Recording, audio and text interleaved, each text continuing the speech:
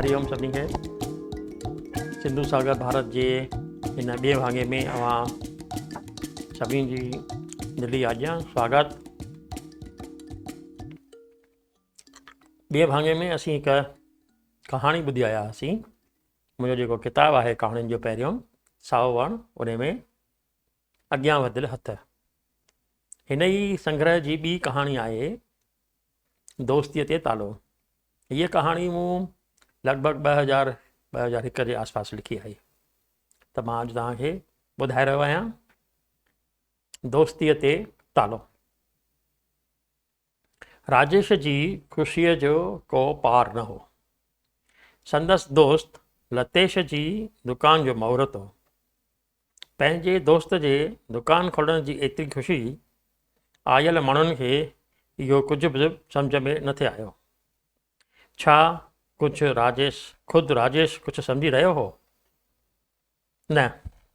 माण्हुनि अचणु शुरू कयो, पर हवन करण जे लाइ अचण वारो महाराज अञा न पहुतो हो। लतेश ॿाहूं ॿधी बीठो हो। राजूअ यानी राजेश अंब जा पता पिए ॿधा, तोरण द्वार में ॿधाई। जॾहिं आवाज़ु ॿुधाई त महाराज कोन आयो आहे, केरु वञी वठी अचेसि। हिकदमि पता ॿधी जंप ॾिनई ऐं ॾिसंदे ई ॾिसंदे स्कूटर खे किक हणी निकिरी वियो। हिन महाराज खे हवन जी तयारी कराई। हवन पूरो थियो। आयल माण्हुनि खे प्रसाद विरहण खां पोइ नाश्तो ॾिनो वियो। धीरे धीरे ईंदड़नि जी भीड़ वधंदी वई। राजूअ सभिनी जी आज्ञा पे कई ऐं नाश्तो पे करायो। हिन खे ॾिसी सभु हैरान पे थिया। थियनि बि छो कोन, अॼु जी दुनिया में केरु थो करे, पर ही करे रहियो आहे। इन ई करे जो हिन जो नंढपण जो दोस्त, जेकी गॾु पढ़िया हुआ, गॾु घुमिया हुआ ऐं जिन ज़िंदगीअ खे संवारण जा सपना गॾु गॾु ॾिठा हुआ, उन ई दोस्त जी दुकान जो महूरतु हो। सॼो ॾींहुं गुज़री वियो। संझा धारे वञी ठापर थी। सॼे ॾींहं जी हण वठ खां पोइ ॿई दोस्त अची घर पहुता।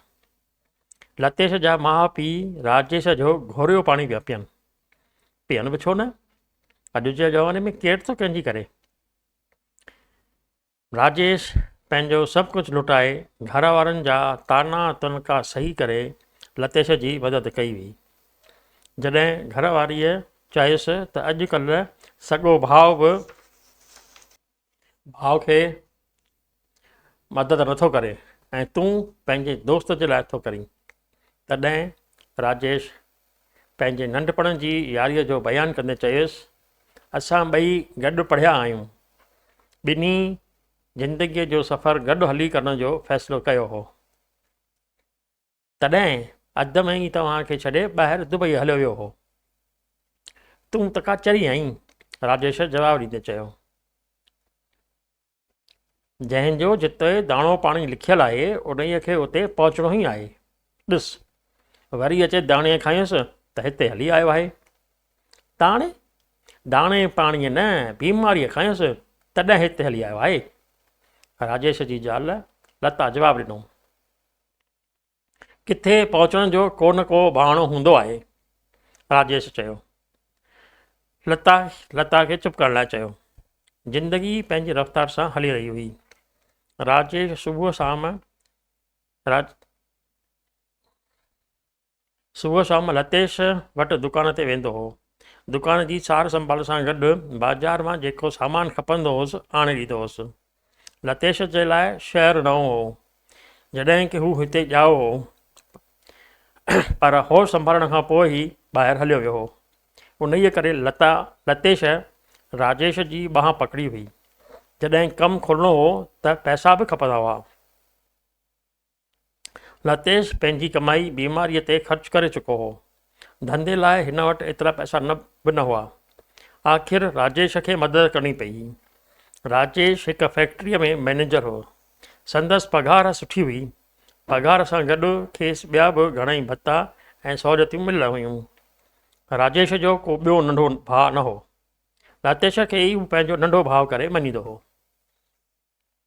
जॾहिं लतेश खेसि कमु शुरू करण में ईंदड़ तकलीफ़ुनि सां वाक़ुफ़ु कराईंदे चयो त दोस्त, धंधे करण लाइ मूं वटि एतिरा पैसा कोन आहिनि।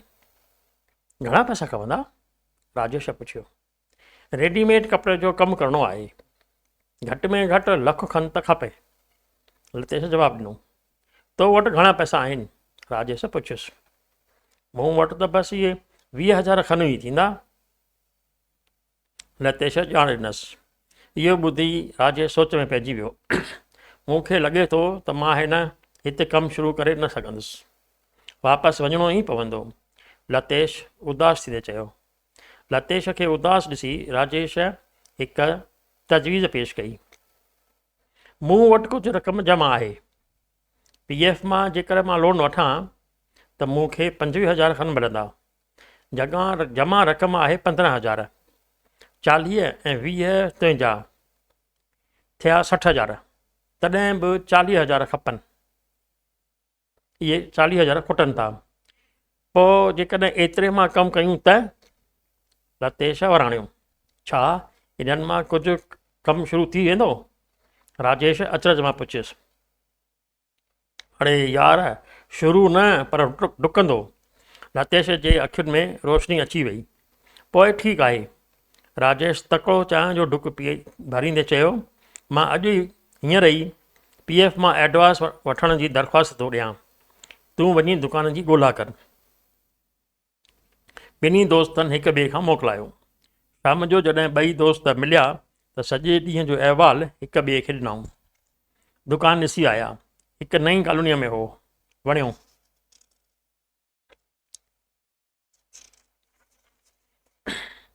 दुकान मालिक सां ॻाल्हाए मसवाड़ तइ कई, पकड़ी कान लॻी। एडवांस ॾेई दुकान जो कब्ज़ो वरितऊं ऐं फिटिंग जे लाइ ॾखण खे चई आया। माल अचणु लॻो, तयारियूं थी चुकियूं ऐं हाणे महूर्त बि थी वियो। शुरूआति सुठी हुई। जेको ग्राहक ईंदो हो उहो पियो राजेश लाइ पुछंदो हो। जॾहिं राजेश जी ज़ाल खे ख़बर पई त लतेश खे दुकान खोलण लाइ न रुॻो ज़हनी पर माली मदद बि कई आहे, घर में अची ॿाएताल वरितो। चवे त तोखे पंहिंजी चिंता न आहे, पर ॿारनि जी चिंता त कर। हड़ कढी राजेश खे ॾेई छॾी अथई। राजेश जवाबु ॾिनो त जॾहिं खपंदा असीं लतेश खां पैसा वठी सघूं था। जॾहिं हिन जी राजेश जे साम्हूं का बि ॻाल्हि न हली त लता चयो त जेकॾहिं अवां बुरो न मञो त हिकु ॻाल्हि चवां। राजेश हुन ॾांहुं प्यार भरी नज़रुनि सां निहारींदे चयो, मां तुंहिंजी कंहिं ॻाल्हि जो अॼु ताईं बुरो मञियो आहे जो अॼु मञां? चओ। तव्हां लतेश जी दुकान खोलण में मदद कई आहे, हाणे बि रोज़ु सुबुह शाम जो पिया वञो दुकान ते, छो न हिन सां दुकान में भाईवारी कयूं, जेकॾहिं हिन जे माइटनि खे को एतराज़ु न हुजे। राजेश ज़ाल जी सलाह खे ख़ुशि थींदे चयो त लतेश जे माइटनि खे छो एतराज़ु थींदो, मां अॼु ई थो ॻाल्हि चोरियां। अॼु बि राजेश रोज़ु वांगुरु फैक्ट्रीअ तां सिधो दुकान ते पहुतो हो। चङी ग्राहकी हुई। अचण सां राजेश जे ग्राहकनि खे उखलाइण में लॻी वियो, पर हिन जो मनु कोन थियो लॻो। राति थी दुकान बंदि करण जो टाइम थियो। ॿई दोस्त रोज़ु वांगुरु गॾिजी घर जे लाइ रवाना थिया। राजेश खे चुप ॾिसी लतेश सुवालु कयो, छो, छा ॻाल्हि आहे? सभु ठीकु त आहे न? राजेश ॼण निंड मां जाॻियो। हा हा, सभु ठीकु आहे, पर दुकान में भाईवारी वारी ॻाल्हि हिन कोन कई। घर पहुची राजेश हथ पेर धोई अची खाधे वारी टेबल ते वेठो। रोटी शुरू ई कई आई त लता सुवालु पुछियो, छा थियो? लतेश सां तव्हां ॻाल्हि कई? राजेश चुप हो। जवाबु न मिलण ते हिन वरी सुवालु कयो। राजेश खेसि जवाबु ॾींदे चयो, कहिड़ी जल्दी आहे, ॻाल्हि करे वठिबी, तव्हां छो कोन था अॻियां वधो, मूंखे त सम्झ में ई नथो अचे। राजेश कुझु जवाबु न ॾिनो। ईअं ई कुझु ॾींहं गुज़री विया। राजेश कुझु बि तइ न पिए करे सघियो त हू छा करे या छा न करे। जॾहिं दुकान ते पहुचंदो हो त उदास ऐं वाइड़ो पियो लॻंदो हो। लतेश हिन खां पुछण जी घणी कोशिशि कई, पर हिन खे कामयाबी न मिली। अॼु जॾहिं राजेश दुकान ते पहुतो, लतेश दुकान ते न हो। नौकर मां ख़बर पियसि त बाज़ार में ख़रीदारी करणु वियो आहे। लतेश ख़रीदारी करे देरि सां मोटियो। ॿई दुकान बंदि करे घर अचणु लॻा। रस्ते में ॻाल्हाईंदे ॻाल्हाईंदे अची घर पहुता। अॼु लतेश दर वटां मोकिलण बदिरां घर अंदरि लंघे वियो। भाॼाईअ खे नमस्ते करण खां पोइ अची वेठो। राजेश सां सॼे ॾींहं जूं ॻाल्हियूं कंदे घणो वक़्तु थी वियो। तॾहिं राजेश खेसि मानी खाइण जी आछ कई। हिन बि खणी हा भरी। ॿई वञी खाधे जी टेबल ते वेठा। लतेश बि मौक़ो ॾिसी भाॼाईअ खां सुवालु कयो, भाभी, अॼुकल्ह राजेश कुझु उदास थो ॾिसिजे। लॻे थो तव्हां हिन जी संभाल नथा कयो, या वरी ॿिन्ही में को झगड़ो थियो आहे। भाई, उन्हीअ जी सज़ा असांखे छो? न न न, अहिड़ी का ॻाल्हि कोन्हे, राजेश विच में जवाबु ॾींदे चयो। लता खे लॻो त हिननि अॼु बि दोस्त सां ॻाल्हि कोन कढी आहे। तॾहिं हिन चवणु शुरू कयो, तव्हांखे त ख़बर आहे त हिननि तव्हांखे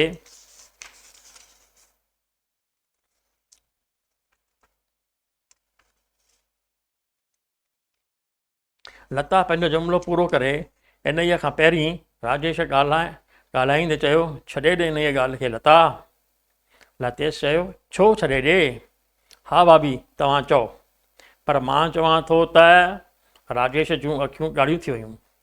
हिन लता ॾांहुं निहारींदे चयो, वञ, तूं वञी पंहिंजो कमु कर। पर लतेश बि ज़िद ते चढ़ियल हो। हिन लता ते वधीक ज़ोर आणींदे ऐं राजेश खे चुप कराईंदे चयो, महिरबानी कयो, भाभी तव्हां ॿुधायो छा थियो आहे? मूंखां दोस्त जी हीअ हालति ॾिठी नथी वञे। लता चवणु शुरू कयो त तव्हांखे दुकान खोलण में हिननि केतिरी न महिनत कई आहे। जमा रक़म ऐं PF मां कर्ज़ु खणी तव्हांखे मदद कई अथनि। हा हा, बिल्कुलु, मां त राजेश जे अहसाननि जो बदिलो चुकाए ई नथो सघां, लतेश चयो। लता खे मौक़ो सुठो लॻो ऐं हिन चयो, असां पिया सोचियूं त ॿार अॼु नंढा सुभाणे वॾा, इन्हनि जो बि त ख़्यालु करिणो आहे न।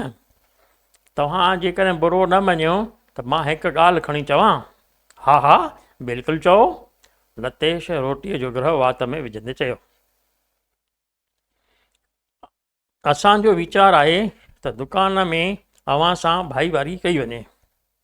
सुकी पघार मां त पूरी कोन थी पवे, लता हिक साह में चई वई। लतेश जे गले में ॼणु गिरहु अटकी पियो।